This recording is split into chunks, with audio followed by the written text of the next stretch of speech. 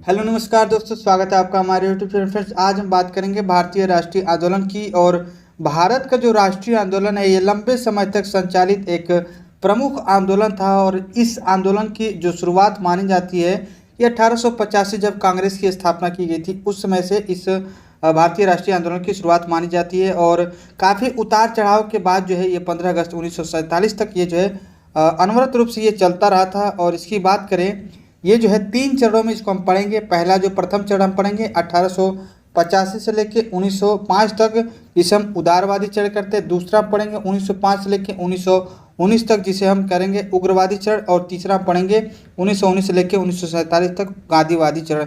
इन 3 चरण में हम इसको डिवाइड करके भारतीय राष्ट्रीय आंदोलन को पढ़ते हैं। और जिसमें हम पढ़ेंगे पहला उदारवादी चरण, जिसमें हम पढ़ेंगे नरम दल और गरम दल के पढ़ेंगे, जिसमें हम उग्रवादी जो के चरण है उसके बारे में पढ़ेंगे। और गांधीवादी चरण में हम गांधी के बारे में हम पढ़ेंगे कि उनके द्वारा जो भी आंदोलन है, जो भी आपके उनके द्वारा कार्य हैं, उस सब बातों को हम यहाँ पे देखेंगे। और असहयोग आंदोलन 1920, सविनय अवज्ञा आंदोलन 1930 और भारत छोड़ो आंदोलन, इन सब के बारे में हम यहाँ पे पढ़ेंगे। तो देखिए फ्रेंड, अगर बात करें उदारवादी चरण की, तो ये जो थे इसमें जो है नरम दल के, जो हमने आपको बताया था कि 1907 में जब कांग्रेस अधिवेशन हुआ था सूरत में, उस समय कौन अध्यक्षता कर रहे थे, तो उस समय कांग्रेस का अध्यक्षता रास बिहारी घोष कर रहे थे। और उसमें जो है जो कांग्रेस का डिवाइड हो गया था सूरत अधिवेशन में गरम दल और नरम दल में। तो नरम दल को हम उदारवादी चरण कहते हैं। और नरम दल में हम पढ़ेंगे जो नेता थे वो थे दादा भाई नौरोजी, गोपाल कृष्ण गोखले, फिरोज शाह मेहता, बदरुद्दीन तैयब जी, रास बिहारी घोष, ये सब लोग क्या थे, नरम दल के नेता थे। और गरम दल में हम पढ़ते हैं कि जो गरम दल के नेता थे वो थे आपके बाल गंगाधर तिलक थे, बिपिन चंद्र पाल थे, और लाला लाजपत राय थे, और अरविंद घोष। तो लाल बाल पाल से आपको याद रखना है। तो 4 लोग इसमें आपको याद रखना है, और बाकी इसमें 4-5 लोगों को नरम दल और गरम दल संबंधित आपको याद रखना है। क्वेश्चन पूछता है कि कौन जो है नरम दल के नेता थे, कौन थे आपके गरम दल के नेता, तो यहाँ से भी क्वेश्चन बनता रहता है।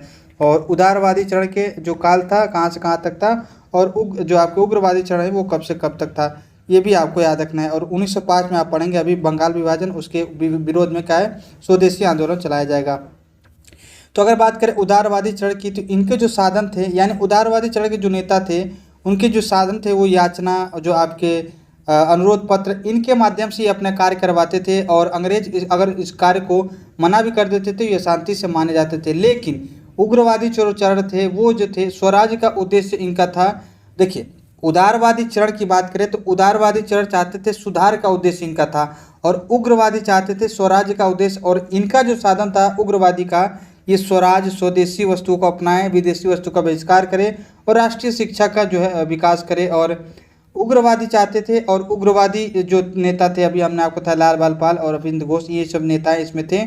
देखिए फ्रेंड, जो उदारवादी चरण के जो नेता थे उनके जो साधन थे अभी हमने आपको बताया कि अनुरोध पत्र के माध्यम से या फिर याचना करते थे। तो इसीलिए जो गरम दल के जो थे, गरम दल के नेताओं ने इनको जो है यानी उदारवादी चरण को उग्रवादी चरण ने कहा कि ये जो है भिक्षावृत्ति करते हैं, यानी भिक्षा मांगने वाले चरण कहा था, ये आपको याद रखना है। तो उदारवादी चरण भिक्षावृत्ति करती है, ऐसा किसने कहा था, तो उग्रवादी चरण या फिर खैर गरम दल के नेताओं ने ऐसा कहा था, कि आपको याद रखना है। और दोनों के साधन क्या थे, तो एप्लीकेशन यानी प्रतिवेदन पत्र के माध्यम से, अनुरोध पत्र के माध्यम से याचना करते थे ये नरम दल के नेता। और अंग्रेजों के जो कार्य थे वो इन्हीं के उपलक्ष्य में किए जाते थे। और जो ये थे शिक्षित वर्ग को ऐसा मानते थे कि जो उदारवादी नेता हैं वो शिक्षित और उच्च शहरी वर्ग को प्रतिनिधित्व करते थे, जबकि जो उग्रवादी थे ये मध्यम और निम्न वर्ग के प्रतिनिधित्व करते थे। और उग्रवादी जो थे ये चाहते थे स्वराज्य का अपना उद्देश्य बनाते थे, और जो उदारवादी चरण है वो चाहते थे सुधार का उद्देश्य ये चाहते थे। तो इन दोनों में जो डिफरेंट है आपको याद रखना है। देखिए, उदारवादी भारत के औपचारिक प्रशासन सुधार यानी सुधार का उद्देश्य अपनाए थे, जबकि उग्रवादी जो थे भारत के लिए स्वराज्य प्राप्ति की इच्छा, विदेशी वस्तुओं का बहिष्कार, स्वदेशी वस्तुओं को इन्होंने ज़्यादा बल दिया। और इनका जो था निम्न और मध्यम वर्ग के प्रतिनिधित्व करते थे, और प्राचीन भारतीय संस्कृति ही राष्ट्र का निर्माण में सहायक होगा, ऐसा इनका कहना था जो उग्रवादी थे। जबकि उदारवादी चाहते थे पाश्चात्य जो शिक्षा थी, जो संस्कृति थी पाश्चात्य वाली, उनके द्वारा जो है ये भारत में ये चाहते थे विकास करना, ये भी आपको याद रखना है। तो दोनों में डिफरेंट है उग्रवादी और उदारवादी में, यहाँ से भी क्वेश्चन पूछता है। और जो उग्रवादी जो थे वो आपको याद रखना है कि कौन कौन नेता थे, और उदारवादी में कौन कौन से नेता थे। देखिए फ्रेंड, उदारवादी चरण जो है ब्रिटिश न्यायपालिका में विश्वास करते थे, लेकिन जो गरम दल के जो नेता थे, उग्रवादी थे, ये जो है ब्रिटिश न्यायपालिका में विश्वास नहीं करते थे, ये आपको याद रखना है। और अभी हम देखेंगे कि किस प्रकार से जो है जो उग्रवादियों के जो साधन थे वो हम पढ़ेंगे कि 1906 का जो अधिवेशन हुआ था कोलकाता में, जिस समय दादा भाई नौरोजी जो है आईएनसी के जो अध्यक्ष थे, दादा भाई नौरोजी थे, आपको याद रखना है। और ये जो 1906 का कोलकाता अधिवेशन हुआ था उसमें जो है स्वराज की पहली बार मांग की गई थी, और यही इनका साधन था, स्वराज्य का उद्देश्य इनका साधन था उग्रवादियों चरण का। और हमने आपको बताया था कि राष्ट्र बिहारी बोस की अध्यक्षता में 1907 में जो है क्या होता है कि सूरत अधिवेशन में जो आईएनसी है इसका विभाजन होता है, एक डिवाइड हो जाता है गरम दल और एक नरम दल, ये आपको याद रखना है। और इसी के बारे में हमने अभी पढ़ा है कि क्या डिफरेंट है दोनों में, कौन आपके इनका चरण कब से कब तक रहा है और इनमें कौन कौन से नेताएं थे, आपको याद रखना है। अब देख लेते हैं स्वदेशी आंदोलन के बारे में। तो इसके विरोध में जो है जो बंगाल विभाजन हुआ था, इसके विरोध में जो है स्वदेशी आंदोलन लाया गया था। तो बंगाल विभाजन पूछता है कब हुआ था, तो 1905, जब 20 जुलाई 1905 को इसकी घोषणा होती है कि कब जो है बंगाल विभाजन किया जाता, मतलब किया जाएगा, उसका डेट रखा गया था 16 अक्टूबर 1905 को। तो 20 जुलाई 1905 को ऐसी घोषणा होती है कि 16 अक्टूबर 1905 को जो है बंगाल विभाजन लागू हो जाएगा। देखिए फिर बंगाल जो पहले था वो पूरा बंगाल, जैसे कि पश्चिम बंगाल जो आपका बांग्लादेश वगैरह ये सब इसमें शामिल हुआ करता था। तो जो मुस्लिम वाला जो बाहुल्य जो क्षेत्र था उसको हम बांग्लादेश बना दिया गया है फिलहाल में, और जो पहले पश्चिम वाला जो क्षेत्र था वो हिंदी बाहुल्य क्षेत्र था। तो हिंदू बाहुल्य जो क्षेत्र था उसको जो मुख्यालय था वो कोलकाता हुआ करता था, और जो मुस्लिम बाहुल्य जो क्षेत्र था उसका मुख्यालय ढाका हुआ करता था। ये भी क्वेश्चन पूछा था कि बंगाल विभाजन जब 1905 में किया गया था तो पूर्वी बंगाल को जो है पूर्वी बंगाल और असम का जो मुख्यालय हुआ करता था, जिसमें मुस्लिम बाहुल्य क्षेत्र था, उसको जो है राजधानी ढाका हुआ करती थी। और जो पश्चिमी बंगाल था ये वाला, उसमें जो बंगाल, बिहार, उड़ीसा शामिल हुआ करता था, और इसमें जो है हिंदू जनसंख्या बाहुल्य क्षेत्र था, इसका मुख्यालय कहाँ था, तो इसका मुख्यालय कोलकाता था। और ये चाहते थे अंग्रेज की इनमें डिवाइड किया जाए, फूट डाला जाए, ताकि हम अच्छे से शासन कर सके, और इसी में ये चाहते थे बंगाल विभाजन करना। उस समय गवर्नर जनरल कौन था, तो आपको याद रखना है उस समय लॉर्ड कर्जन था। 1905 की बात कर रहे हैं, और इसी के विरोध में जो है स्वदेशी आंदोलन चलाया जाता है 7 अगस्त 1905 को कोलकाता के टाउन हॉल से। तो देखिए फ्रेंड, हमने आपको बताया कि 20 जुलाई 1905 को यह घोषणा होती है कि 16 अक्टूबर 1905 को बंगाल विभाजन किया जाएगा। और 16 अक्टूबर को अभी हम देखेंगे कि इसी दिन जो है शोक दिवस मनाया जाता है बंगाल में, और 7 अगस्त को हस्तशिल्प दिवस मनाया गया था, ये भी आपको याद रखना है। और 7 अगस्त को ही क्या मनाया जाता है, भाला दिवस भी मनाया जाता है।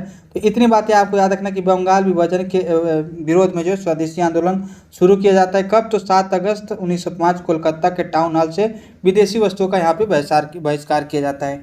ये भी आपको याद रखना है कि इसका सुझाव जो है पहली बार कृष्ण कुमार मित्र के संजीवनी पत्रिका में दिया जाता है, आपको याद रखना है। इनके द्वारा एक पत्रिका निकाली जाती थी संजीवनी, उसमें इन्होंने सुझाव दिया था कि बंगाल जो है स्वदेशी आंदोलन की शुरुआत की जाए, और अश्विनी कुमार ने स्वदेशी बांधव समिति भी बनाई थी, आपको याद रखना है। इसका जो प्रस्ताव है, आपको याद रखना, क्वेश्चन पूछा था कि स्वदेशी आंदोलन का प्रस्ताव किस कांग्रेस अधिवेशन में किया गया था, तो 1905 के जो कांग्रेस अधिवेशन हुआ था बनारस में, जिसकी अध्यक्षता कर रहे थे गोपाल कृष्ण गोखले। उस समय जो है इसकी इस स्वदेशी आंदोलन की जो है अनुमति मिली थी, आपको याद रखना है, गोपाल कृष्ण गोखले 1905 बनारस के कांग्रेस अधिवेशन में।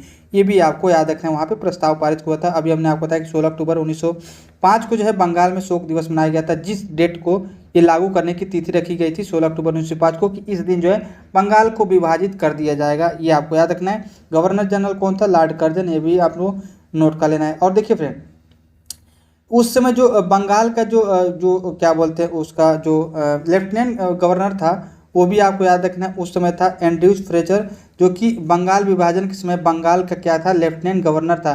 गवर्नर जनरल की बात करें तो लॉर्ड कर्जन था, और गवर्नर जो लेफ्टिनेंट गवर्नर की बात करें तो एंड्रयू फ्रेजर था। अभी हम आगे देखेंगे।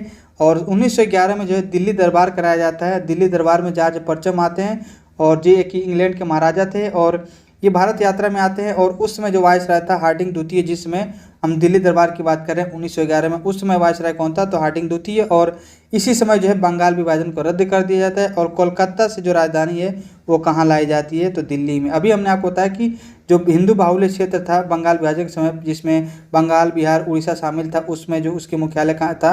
तो वो था कोलकाता। अब यहाँ पे जो है राजधानी कहाँ बनाई जाती है? सॉरी, राजधानी कोलकाता हुआ करती थी और कोलकाता से राजधानी जो है दिल्ली लाई जाती है। कब? तो 1911 दिल्ली दरबार के समय, और 1912 में जो है दिल्ली को राजधानी बना दिया जाता है। ये आपको इतनी बातें आपको याद रखनी है। और हमने आपको बताया कि जब बंगाल विभाजन हुआ था उसमें बंगाल का लेफ्टिनेंट गवर्नर कौन था? तो लेफ्टिनेंट गवर्नर एंड्रयू फ्रेजर था। और 1902 की बात हम कर रहे हैं कि जब करजन था उस समय आपका गवर्नर जनरल और लेफ्टिनेंट गवर्नर एंड्रयू फ्रेजर था। और फ्रेजर आयोग भी लाया गया था करजन के समय में 1902 में, पुलिस प्रशासन को सुधारने के लिए। ये भी आपको याद रखना है। तो पुलिस रिफॉर्म के लिए फ्रेजर आयोग आता है किसके समय में? लॉर्ड करजन के समय 1902 में। ये आपको याद रखना है, जिसे हम फ्रेजर आयोग भी कहते हैं। अगला हम देख लेते हैं होम रूल लीग के संबंधित आपको कुछ इंपोर्टेंट बात का याद करेंगे। यहाँ से जो प्रेरित जो हुआ था ये होम रूल लीग मूवमेंट का जो प्रेरणा ली गई थी आयरलैंड से, आपको याद रखना है। तो मूलतः यह कहाँ से लिया गया था? तो आयरलैंड से। 1916 में इसकी शुरुआत होती है। बाल गंगाधर तिलक इसका शुरुआत पुणे से करते हैं। पुणे इसकी अध्यक्षता मतलब इसका मुख्यालय बनाते हैं। और एनी बेसेंट जो है अडयार मद्रास से इसकी अध्यक्षता करती हैं, आपको याद रखना है। देखिए फ्रेंड, जो एनी बेसेंट थी वो साप्ताहिक पत्रिका के माध्यम से इस स्वशासन को करती थी, जिसमें कॉमनवेल्थ पत्रिका इनके द्वारा निकाला जाता था, एनी बेसेंट के द्वारा। आपको याद रखना है। तो ये क्वेश्चन पूछा था कि एनी बेसेंट ने किस साप्ताहिक पत्रिका के माध्यम से स्वशासन की मांग की थी? तो स्वशासन की मांग जो है कॉमनवेल्थ पत्रिका के माध्यम से इन्होंने किया था। और 1916 में तिलक ने पूना महाराष्ट्र से होम रूलिंग आंदोलन प्रारंभ किया था, जबकि एनी बेसेंट ने इसका नेतृत्व जो है 1916 में अडयार मद्रास से होम रूलिंग की जो आरंभ किया था। ये सारी बातें आपको याद रखना है। और प्रथम विश्व के दौरान जो है ये होम रूल लीग जो है बहुत ज़्यादा लोकप्रिय हुआ था और होम रूल की अवधारणा जो है आयरलैंड से ली गई थी। ये 3-4 पॉइंट आपको याद रखना है। बाल गंगाधर तिलक की बात करें तो बाल गंगाधर तिलक से संबंधित आपको याद रखना है कि महाराष्ट्र के जो क्रांतिकारी आंदोलन को उभारने के लिए जो श्रेय जाता है वो बाल गंगाधर तिलक को जाता है। और इनके जो पत्र था केसरी, उसमें इन्होंने ऐसी बातें लिखी थी कि जो क्रांतिकारी आंदोलन यहाँ से शुरू की जाए। तो महाराष्ट्र में जो क्रांतिकारी आंदोलन शुरुआत करने की जो श्रेय दिया जाता है बाल गंगाधर तिलक को जाता है। और इन्होंने बाल गंगाधर तिलक ने 1893 में गणपति और 1895 में शिवाजी, ये दोनों महोत्सव जो इन्होंने शुरू की थी। और जो वैलेंटाइन सिरो है बाल गंगाधर तिलक को क्या कहा था? तो भारतीय असंतोष का जनक भी कहा था। ये 3-4 पॉइंट आपको याद रखना है बाल गंगाधर तिलक से संबंधित। और होम रूल लीग मूवमेंट हमने आपको बता दिया। अगला देख लेते हैं चंपारण सत्याग्रह के बारे में, ये इंपॉर्टेंट है। चंपारण सत्याग्रह की बात करें फ्रेंड्स तो ये जो है आप पढ़ते होंगे कि 9 जनवरी 1915 को गांधी जी जो है वापस भारत आते हैं साउथ अफ्रीका से। और ये भी आपको याद रखना है कि ये चंपारण जो सत्याग्रह है ये किस लिए शुरू हुआ था? तो तीनकठिया प्रथा चल रही थी बिहार, 1917 की बात हम कर रहे हैं बिहार में। और तीनकठिया प्रथा के विरुद्ध जो है किसानों को 3/20 भूमि पर नील खेती करने के लिए मजबूर किया जाता था इंग्लैंड जो ब्रिटिश थे उनके द्वारा। तो तीनकठिया प्रथा वहाँ पे चलाई जा रही थी बिहार में। तो महात्मा गांधी उसमें बहुत प्रसिद्ध थे कि जो आपके वहाँ के जो चंपारण के थे बुलावा करते हैं राजकुमार शुक्ल, उन्होंने गांधी जी को बुलाया कि आप हमारा यहाँ पे साथ दीजिए। तो चंपारण सत्याग्रह में राजकुमार शुक्ल ने महात्मा गांधी को बुलाते हैं और गांधी जी का यह पहला सत्याग्रह माना जाता है, आपको याद रखना है। और ये सफल भी होता है और यह जो है तीनकठिया प्रथा को समाप्त किया जाता है। और रविंद्रनाथ टैगोर ने इसके बाद से जो गांधी जी को महात्मा की उपाधि दी थी, आपको याद रखना है। तो चंपारण सत्याग्रह से संबंधित 2-3 पॉइंट आपको याद रखना है कि जो महात्मा गांधी है उनको किसने बुलाया था वहाँ पे चंपारण में? तो राजकुमार शुक्ल ने। 1917 की बात है। बिहार में यह गांधी जी का पहला सत्याग्रह होता है, यानी जब पुनः भारत वापस आते हैं 9 जनवरी 1915 को, उसके बाद से ये भारत में पहला इनका सत्याग्रह होता है। ये आपको याद रखना है। क्वेश्चन पूछा हुआ था, हमने आपको बता दिया। तो क्वेश्चन किस प्रकार से पूछा था कि जो चंपारण सत्याग्रह हुआ था वो कब का है? तो 1917 का। प्रथम वास्तविक किसान सत्याग्रह था 3/20 भाग पे अनिवार्य नील खेती के जो है विरुद्ध ये सत्याग्रह किया गया था, जिसे हम तीनकठिया प्रथा कहते हैं। और रविंद्रनाथ टैगोर ने इसके बाद से महात्मा की उपाधि दी थी महात्मा गांधी जी को। उसके बाद से जो है अहमदाबाद मिल मजदूर में इन्होंने भाग लिया था महात्मा गांधी ने। और ये जो था किसके विरोध में था, तो प्लेग बोनस के विरोध में। जो वहाँ के मिल के मजदूर थे उन्होंने ऐसा जो आंदोलन किया था, और उसमें जो है गांधी जी ने पहली बार जो है भूख हड़ताल किया था। तो क्वेश्चन पूछा था कि गांधी जी ने पहली बार भूख हड़ताल कहाँ किया था, तो जो आपके अहमदाबाद जो मिल मजदूर था वहाँ पे इन्होंने क्या किया था, भूख हड़ताल किया था।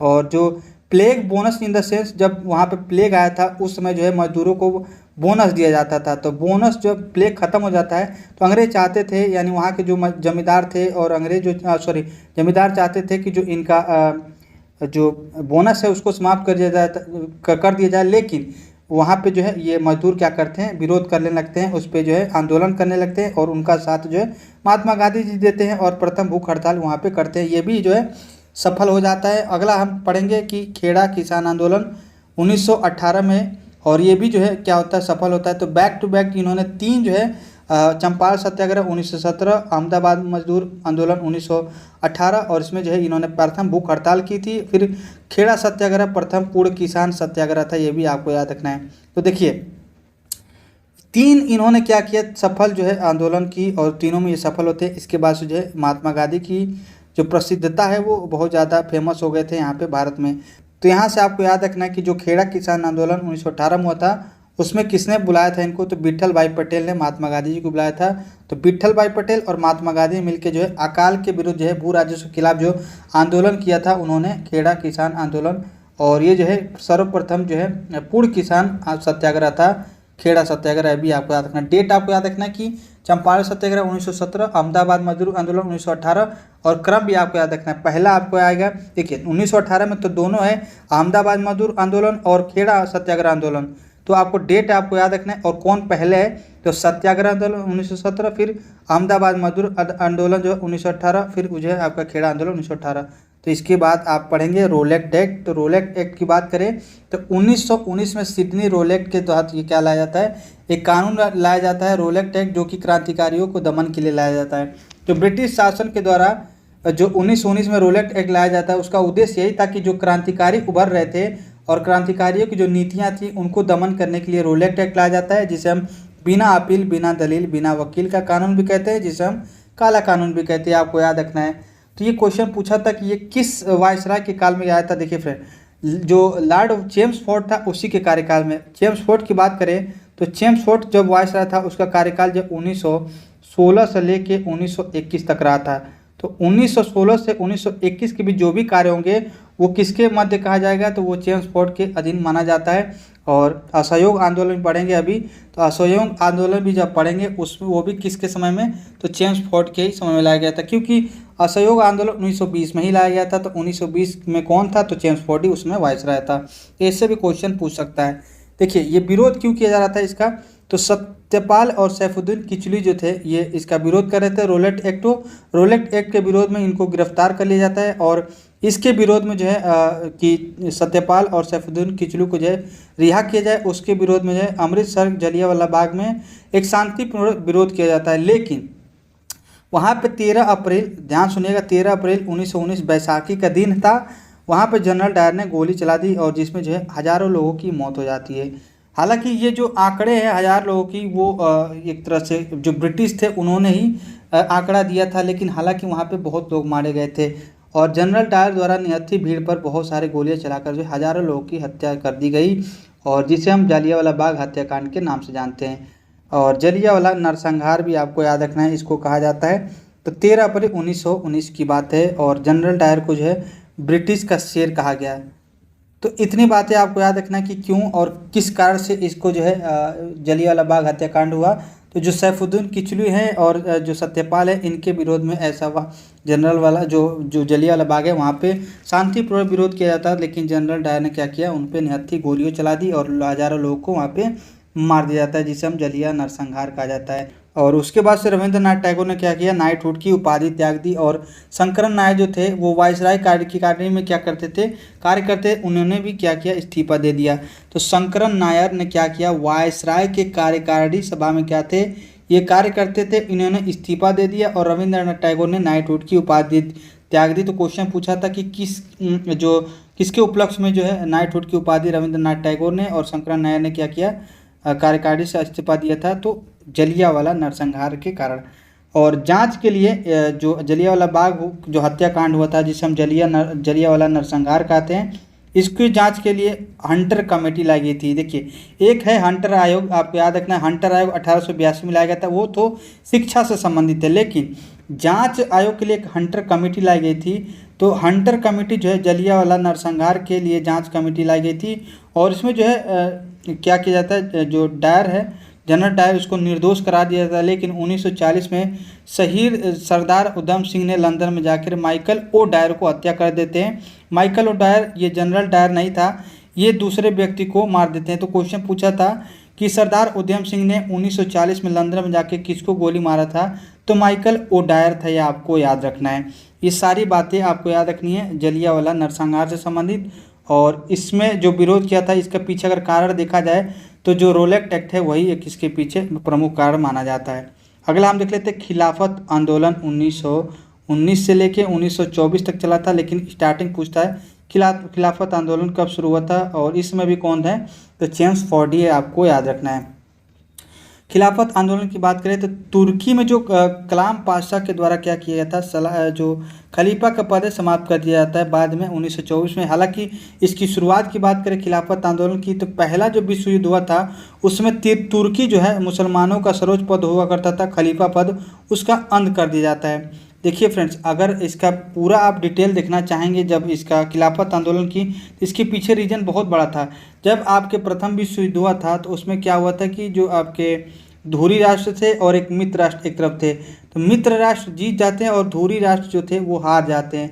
उसके बाद से जो आपके इंग्लैंड ने क्या किया था, जो वहाँ के तुर्की के जो मुसलमान के सर्वोच्च पद हुआ करता था खलीफा पद, उसका जो समाप्त कर दिया जाता है, उसके विरोध में जो है खिलाफत आंदोलन जो है शुरू कर दिया जाता है भारत में अली बंधुओं के साथ। तो अली बंधुओं ने क्या किया था, खिलाफत आंदोलन शुरू कर दिया था। जो आपके खलीफा पद था तुर्की का, मुसलमानों का एक सर्वोच्च पद हुआ करता था, उसके समाप्त करने के उपलक्ष्य में यहाँ पे भारत में जो है खिलाफत आंदोलन शुरू किया जाता है अली बंधु के साथ। अली बंधु में शौकत अली और मोहम्मद अली दो भाई थे, इन्हीं के द्वारा जो है इसकी शुरुआत की जाती है, जिसमें महात्मा गांधी जो है इनका साथ देते हैं। और 17 अक्टूबर 1919 को खिलाफत दिवस मनाया जाता है, ये भी आपको याद रखना है। और महात्मा गांधी ने साथ दिया और इनको जो है अखिल भारतीय खिलाफत आंदोलन कमेटी का अध्यक्ष बनाया जाता है, ये भी आपको याद रखना है। इन्होंने क्या किया कि जो महात्मा गांधी थे, ये जो मुसलमानों का साथ देते, तो क्वेश्चन पूछा था कि जो रोलेक्ट एक्ट आया था, सॉरी आपके खिलाफत आंदोलन था 1919, इसके पीछे जो परिणाम निकला वो क्या निकला, तो इसका यही परिणाम निकला कि हिंदू मुस्लिम की एकता बढ़ी। और इसी का फ़ायदा उठा के महात्मा गांधी द्वारा चलाया गया प्रथम जन आंदोलन असहयोग आंदोलन, अभी पढ़ेंगे 1920 में आप चलाया गया था। तो ये देखिए, हालांकि ये शुरू होता है जो आपका, तो क्वेश्चन पूछा था कि असहयोग आंदोलन किस समय शुरू हुआ था, तो जब खिलाफत आंदोलन चल रहा था उसी के बीच में जो है 1920 में असहयोग आंदोलन शुरू करते हैं महात्मा गांधी के द्वारा। और इनका साथ कौन देते हैं, तो मुसलमान देते हैं, यहाँ पे याद रखना है। तो हमने आपको बताया कि इसके पीछे कारण क्या था और इसका क्या परिणाम निकला, हिंदू मुस्लिम एकता इसका परिणाम निकला। और इसी बीच जो है, और खिलाफत आंदोलन के बीच में ही जो है महात्मा गांधी ने असहयोग आंदोलन शुरू कर दिया और अखिल भारतीय खिलाफत आंदोलन कमेटी के अध्यक्ष बनाए गए थे महात्मा गांधी, ये आपको याद रखना है। और जो खिलाफत आंदोलन किसके द्वारा शुरू किया गया था, ये भी आपको याद रखना है, अली बंधु, जिसमें शौकत अली और मोहम्मद अली दो भाई थे, इन्होंने शुरू किया था। उम्मीद है कि इतनी बातें आप समझ गए होंगे खिलाफत आंदोलन से संबंधित, और उसमें वायसराय कौन था ये भी आपको याद रखना है। देखिए फ्रेंड्स, अगर असहयोग आंदोलन की बात करें तो 1 अगस्त 1920 से 12 फरवरी 1922 तक ये चला था, 2 साल लगभग चला था। और इसकी बात करें 1 अगस्त को जो है, जो आपके बाल गंगाधर तिलक थे, इनका निधन हो जाता है। और इसी के पश्चात जो है इन्होंने क्या किया था, असहयोग आंदोलन चलाया था। देखिए फ्रेंड, इस समय भी वायसराय की बात करता है, अभी हमने आपको बताया कि जो वायसराय चेम्सफोर्ड है 1916 से लेकर 1921 तक रहा था, और इसके बीच ही ये कार्य हो रहा है, असहयोग आंदोलन शुरुआत हो रहा है। तो इसका मतलब यह है कि उस समय भी जो वायसराय है चेम्सफोर्ड ही होगा। और इसका जो प्रस्ताव है, यहाँ आपको याद रखना है, वो कहाँ पारित हुआ था, तो 16 सितंबर, ये आपको याद रखना है, 1920 के विशेष अधिवेशन हुआ था कोलकाता में, जिस समय अध्यक्षता कर रहे थे लाला लाजपत राय। और नागपुर जो 1920 का जो अधिवेशन था, जिसमें विशेष अधिवेशन जो चल रहा था वी राघवाचार्य, इनके द्वारा जो है इसका जो है प्रस्ताव पारित होता है। आपको याद रखना है कि असहयोग आंदोलन शुरू किया जाए, तो इसके लिए जो प्रस्ताव पारित होता है ये इंपॉर्टेंट है। 1920 में विशेष अधिवेशन कोलकाता में और 1920 नागपुर जो वी राघवाचार्य उनकी अध्यक्षता में, ये आपको याद रखना है। और 1 अगस्त 1920 को तिलक के निधन के बाद जो है तिलक स्वराज फंड शुरू किया जाता है, किसके द्वारा? महात्मा गांधी के द्वारा। तो ये आपको याद रखना है। जब इस आंदोलन को चलाने के लिए बहुत सारा फंड चाहिए था, उस समय जो नेता हुआ करते थे असहयोग आंदोलन से पहले, वो हुआ करते थे बाल गंगाधर तिलक, बहुत फेमस नेता हुआ करते थे। तो उन्हीं के नाम पे एक तिलक स्वराज फंड शुरू किया जाता है महात्मा गांधी के द्वारा, और इसमें जो है बहुत सारा पैसा आता है, और इसके पश्चात जो है असहयोग आंदोलन को शुरू किया जाता है। गांधी जी ने इस आंदोलन के बाद क्या किया? केसरे हिंद की उपाधि त्याग दी थी। प्रथम विश्व युद्ध हुआ था, उस समय जो है केसरे हिंद की उपाधि दी गई थी। उसके बाद से असहयोग आंदोलन के समय इन्होंने केसरे हिंद की उपाधि त्याग दी, और उसी समय जो है इनको भर्ती करने वाला सार्जेंट भी कहा गया था। जब इन्होंने प्रथम विश्व युद्ध में अंग्रेजों का साथ दिया था, उसी समय इनको केसरे हिंद की उपाधि दी गई थी गांधी जी को, लेकिन इन्होंने असहयोग आंदोलन के समय इसका जो है केसरे हिंद की उपाधि त्याग दी। और 5 फरवरी 1922 को चौरी चौरा घटना जो है यूपी में शुरू हो जाती है, पुलिस थाने में आग लगा दी जाती है, और इसी के बाद जो है 12 फरवरी 1922 को जो है असहयोग आंदोलन को समाप्त कर दिया जाता है। उस समय जो थे महात्मा गांधी थे बारदौली में, ये भी आपको याद रखना है। ये 3-4 पॉइंट आपको याद रखना है। तो गांधी जी ने केसरे हिंद की उपाधि त्याग दी असहयोग आंदोलन के समय। 5 फरवरी 1922 को चौरी चौरा घटना जो है यूपी के जो गोरखपुर है वहाँ पे शुरू होता है, और पुलिस थाने में आग लगा दी जाती है। इस समय जो है महात्मा गांधी कहाँ थे? बारदौली में, और उन्होंने 12 फरवरी 1922 को असहयोग आंदोलन को इसके उपलक्ष्य में जो है इसी के चौरा चौरी जो घटना हुआ था उसी के उपलक्ष्य में इसको जो बंद करना पड़ा था।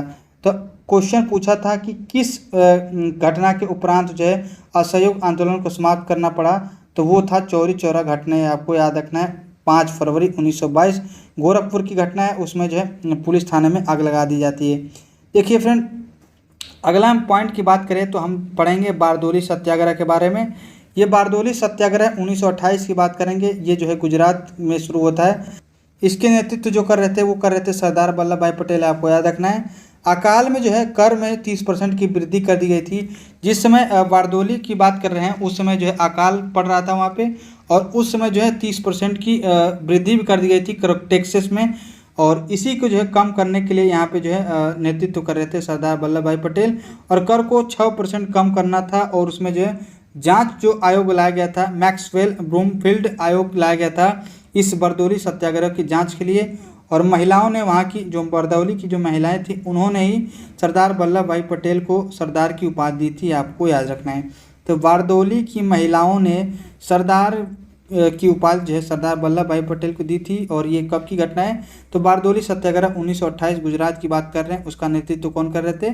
सरदार वल्लभ भाई पटेल। और ये जो है अकाल को जो टैक्स है उसको कम करने के लिए लाया गया था, और इसकी जांच के लिए एक मैक्सवेल ब्रूमफील्ड आयोग भी लाया गया था, ये भी आपको याद रखना है। आगे देख लेते हैं 1929 का लाहौर अधिवेशन।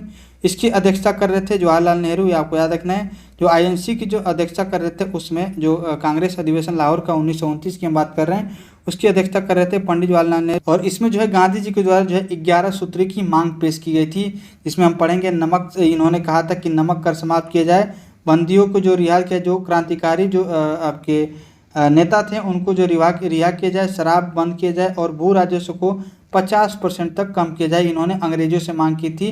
11 सूत्री मांग इन्होंने पेश किया था लाहौर अधिवेशन में, आपको याद रखना है। 1929 की बात कर रहे हैं। और गांधी जी ने इन्होंने ऐसा कहा कि जो अंग्रेज थे उन्होंने माना ही नहीं 11 सूत्री मांग को, और गांधी जी ने इसके उपलक्ष्य में कहा कि मैंने घुटनों के बल रोटी की मांग की, लेकिन मुझे बदले में क्या मिला? पत्थर मिले।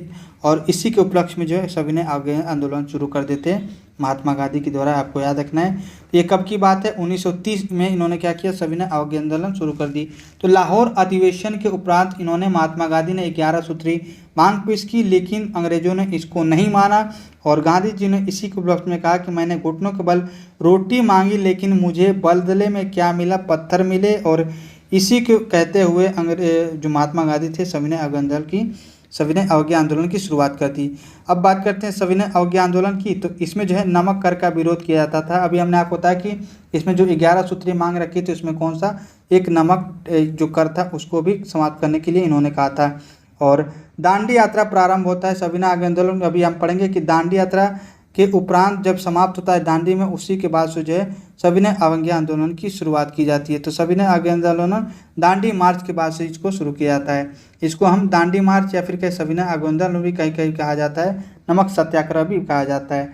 तो दांडी यात्रा जो प्रारंभ होता है 12 मार्च 1930 के 78 अनुयायियों के साथ 26 अप्रैल 1930 तक ये दांडी पहुंचते हैं और वहां से जो है नमक पर सभी कर को जो है उस पर अधिकार कर लेते हैं, नमक कर को समाप्त कर देते हैं और 6 अप्रैल 1930 को ही सविनय अवज्ञा आंदोलन की शुरुआत की जाती है। तो 12 मार्च 1930 से साबरमती आश्रम से दांडी तक जो है 78 अनुयायियों तक जो है मतलब 78 अनुयायियों के साथ जो है 6 अप्रैल 1930 को ये पहुंच के क्या करते हैं, नमक कर को समाप्त करते हैं। तो ये पूछा हुआ था कि कब शुरू होता है, तो 12 मार्च 1930 को 6 अप्रैल 1930 तक चला था। 78 अनुयायियों के साथ ये चले थे और लगभग जिसमें कितने लोग शामिल थे ये भी आपको याद रखना है। तो ये जो है 24 दिनों तक चला था, ये भी आपको याद रखना है, लगभग 24 दिनों तक। और सुभाष चंद्र बोस ने दांडी मार्च को जो है नेपोलियन की एक पेरिस मार्च है उससे इसकी तुलना की थी और मुसोलिनी के रोम मार्च से इसकी तुलना की थी। तो सुभाष चंद्र बोस ने दांडी मार्च को किस से तुलना की थी, नेपोलियन की पेरिस मार्च से और मुसोलिनी के रोम मार्च से, ये भी आपको याद रखना है। और ये जो है लगभग 24 दिन तक चला था, ये भी आपको याद रखना है। तो ये था आपका सविनय अवज्ञा आंदोलन या फिर कहें दांडी यात्रा 1930। 6 अप्रैल 1930 में इन्होंने दांडी पहुँच के क्या किया, इन्होंने दांडी पहुंचकर यात्रा समाप्त की और इसको हम दांडी मार्च भी कहते हैं। 78 अनुयायियों के साथ 12 मार्च 1930 को साबरमती आश्रम से प्रारंभ किए। 6 अप्रैल 1930 को दांडी पहुंच के इन्होंने नमक कर जो भी नमक पर जितने भी कानून लगाए थे उनको सभी को समाप्त कर दिया था, ये भी आपको याद रखना। इसी की तरह जो है कई जगह इसका जो प्रभाव देखने को मिलता है, जैसे कि उत्तर पश्चिमी सीमा प्रांत में आप यहाँ पे पढ़ेंगे कि जो गफ्फार खां थे, खान अब्दुल गफ्फार खां, उन्होंने लाल कुर्ती दल खुदाई खिदमतगार इन्होंने शुरू किया, जिन्हें हम सीमांत गादी भी कहते हैं। और इनका एक पत्रिका है पख्तून पत्रिका। तो पख्तून पत्रिका जो है खान अब्दुल गफ्फार का, इन्होंने लाल कुर्ती दल खुदाई खिदमतगार भी चलाया था और इनको जो है सीमांत गादी भी कहा जाता है। इसी प्रकार जो है यहाँ पे प्रभाव देखने को मिलता है नागालैंड में जो है जदोनांग थे वो नेतृत्व कर रहे थे। इसी प्रकार से जो आपके जो असहयोग आंदोलन था और इनकी बहन जो है गाइडेनलू जो है, इन्होंने इसका जो आपके प्रभाव यहाँ पे देखने को मिलता है, इन्होंने जो है असहयोग आंदोलन की तरह जी वहाँ पे आंदोलन शुरू किया था। और ये थे इनकी जदोनांग की ये बहन थी गाइडेनलू, और जवाहरलाल नेहरू जो है ये इनको रानी की उपाधि दी थी। जब ये जो गाइडेनलू हैं इनको जो है उस समय जो है बंदी बना लिया जाता है और ये जो है देश आज़ाद होने के बाद इनको जो रिहा किया जाता है उस समय पंडित जवाहरलाल नेहरू जो है इनको रानी की उपाधि देते हैं। तो गाइडेनलू जो है ये नागालैंड से संबंधित है। वो किस समय की बात कर रहे हैं, जिस समय असहयोग आंदोलन चलाया गया था उस समय इसके नेतृत्व कर रही थी नागालैंड से जदोनांग, और उसी की बहन जो थी गाइडेनलू, ये आपको याद रखना है। और गाइडेनलू जो है इनको जो है जवाहरलाल नेहरू जो है रानी की उपाधि दी थी, ये क्वेश्चन कई बार पूछा है। और दक्षिण भारत में इसका प्रभाव देखा जाए तो इसी की तरह जो दांडी मार्च है उसी की तरह जो है सी राजागोपालाचारी ने तिरुचिरापल्ली से एक यात्रा शुरू की थी वेदराण्यम तक, ये भी आपको याद रखना है। तो क्वेश्चन पूछा था कि जो आपके तमिलनाडु में जो है राजगोपालाचारी ने दांडी यात्रा की तरह जो शुरुआत की थी वो कहाँ से कहाँ तक यात्रा चली थी, तो तिरुचिरापल्ली से लेके वेदराण्यम, ये आपको याद रखना है, ये कई बार क्वेश्चन पूछा है। तो दांडी मार्च की तरह ही इसका प्रभाव देखने को मिलता है। और नागालैंड में जदोनांग नेतृत्व किए थे, इसी प्रकार से आंदोलन चलाया गया था। और उनकी बहन गाइडेनलू जिसको जो है जवाहरलाल नेहरू ने रानी की उपाधि दी थी।